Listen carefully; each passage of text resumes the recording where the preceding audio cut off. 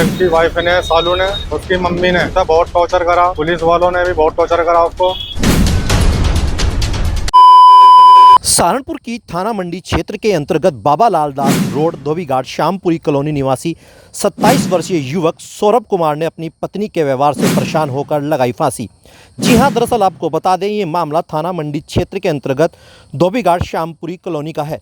मृतक सौरभ कुमार के परिजनों का आरोप है कि सौरभ की शादी सन 2019 को नरोता निवासी लड़की से हुई थी और सौरभ का 4 वर्ष का मौजूदा बेटा भी है। लेकिन सौरभ की पत्नी का शादी से पहले ही किसी अन्य युवक से प्रेम प्रसंग चल रहा था, जिसके चलते सौरभ और उसकी पत्नी में हमेशा अनबन रहती थी। लेकिन कई बार सौरभ के द्वारा विरोध करने पर उसकी पत्नी ने झूठे मुकदमे लगवाकर जेल भेजने की धमकी दी और कई बार गौरव की पत्नी और उसकी सास ने घर जमाई बनाने के लिए उसको दबाव भी बनाया। लेकिन सौरभ को यह बात गवार ना गुजरी और इतना मानसिक प्रताड़ित किया गया कि कल दिनांक 3 जुलाई को घरेलू कलेश से तंग आकर सौरभ ने फांसी लगा ली और इस घटना से सौरभ के परिजनों में भारी रोष है। देखिए हमारी खास रिपोर्ट।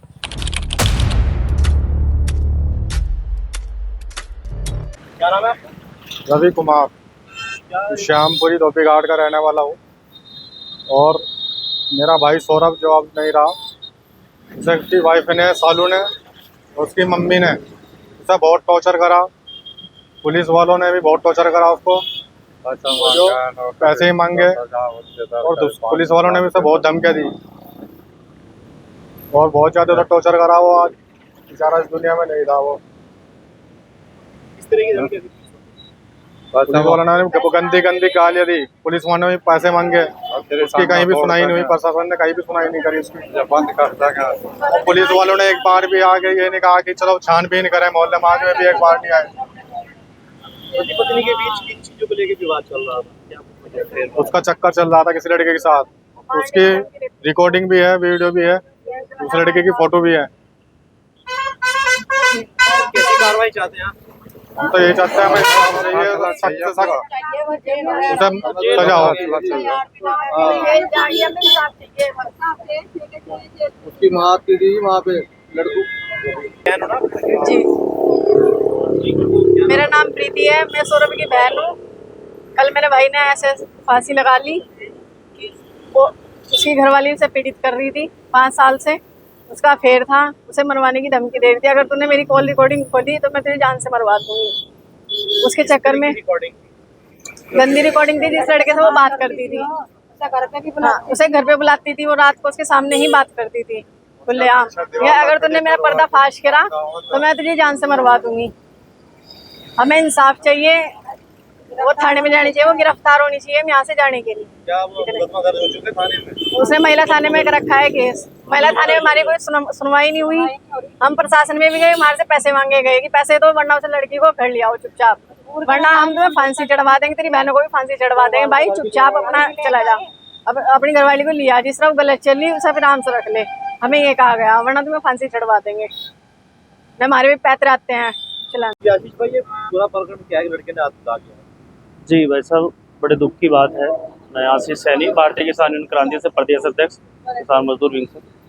और इस भाई का मामला हमारे सामने आया था। पास में ही कोतवाली है, घर के पास में ही, तो वहाँ पे पुलिस वालों ने इस व्यक्ति को इस भाई को बुलाया। तो इसने हमारे पास कॉल किया, बोला कि भैया ऐसे ऐसे बात है। हम पहुँचे, हमने मामले की जाँच की, देखा तो बात समझ में ये आई कि उस लड़की का जो सालू है, उसकी वाइफ थी, उसका अदरवाइज किसी व्यक्ति के साथ प्रेम प्रसंग चल रहा था, जिसकी वजह से 5 लाख रुपए की मांग भी इससे की।